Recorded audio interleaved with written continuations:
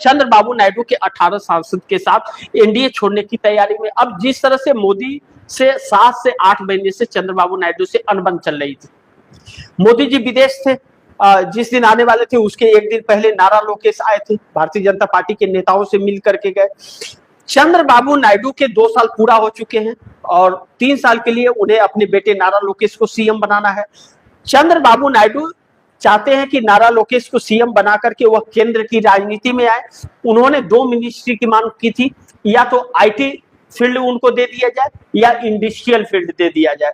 Industrial को लेकर के वह ज्यादा कंफर्टेबल है चंद्रबाबू नायडू कि इंडस्ट्रियल मिलेगा तो हम आंध्र प्रदेश के नया राजधानी बन रहा है, हम वहां पर ज्यादा विकास कर पाएंगे और विकास करेंगे तो उनके बेटे जो नए राजनीति के अंदर है उनको 3 साल का सीएम का कार्यकाल समाप्त होगा तो उसके बाद वह अपने काम पर वहां के लोगों से वोट मांग सकते हैं और वह तब वोट मिलेगा।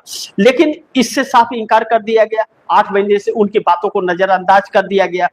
अब महत्वपूर्ण यह है कि मोदी के साथ रहने से जो बेरोजगारी बढ़ रही है या महंगाई बढ़ रही है, जिस तरह से लोग नाराज हो रहे हैं, क्रोधित आक्रोश जो दिख रहा है वह मोदी के साथ दिख रहा है। तो मोदी के साथ कौन है, मोदी को समर्थन कौन दे रहा है, उसके खिलाफ भी वह क्या ना कि माहौल बनता हुआ नजर आ रहा है। ऐसे में पवन कल्याण को लेकर के कुछ दिन पीछे जाइए तो एक खबर निकली थी कि पवन जिस तरह से पवन को लोगों ने ये उनकी पार्टी के लोगों ने नेताओं ने यह कहा पवन कल्याण को कि आप नायडू और मोदी का साथ छोड़ दीजिए। उनके 20 विधायक और 2 सांसद हैं जो चंद्रबाबू नायडू को समर्थन दे रहे हैं। हालांकि पवन कल्याण डिप्टी सीएम है आंध्र प्रदेश के, लेकिन पवन कल्याण के 20 सांसदों के दम पर चंद्रबाबू नायडू बिल्कुल नहीं है। चंद्रबाबू नायडू के पास 2/3 बहुमत है, उन्हें किसी के सपोर्ट की जरूरत नहीं है, लेकिन साथ में मिलकर चुनाव लड़े थे तो उनको डिप्टी सीएम बना करके रखे। और पवन कल्याण जो है अभिनेता है, उनके फ्रेंड फॉलोइंग अच्छी है। अब उनके लोगों का कहना है, पवन कल्याण के लोगों का, कि आप इनको छोड़ देंगे तो शायद आप सीएम की रेस में आ सकते हैं।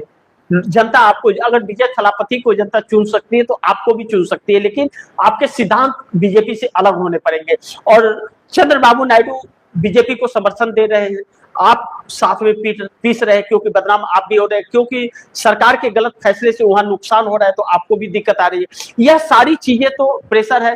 तो अब चंद्रबाबू नायडू मोदी का साथ छोड़े ना छोड़े तो फिर पवन कल्याण भी फंसते हैं। तो अब कहीं ना कहीं चंद्रबाबू नायडू अपने पार्टी का विकास उन्हें करना है। 77 साल के हो गए, 29 में वह हो जाएंगे 80 साल के, वह फिर आगे राजनीति वह राज्य की राजनीति करना नहीं चाहते हैं कि वह रहते हुए पार्टी के इतना विकास कर दे कि पार्टी के लिए फिर उनके बेटे के लिए एक स्थान तैयार हो जाए।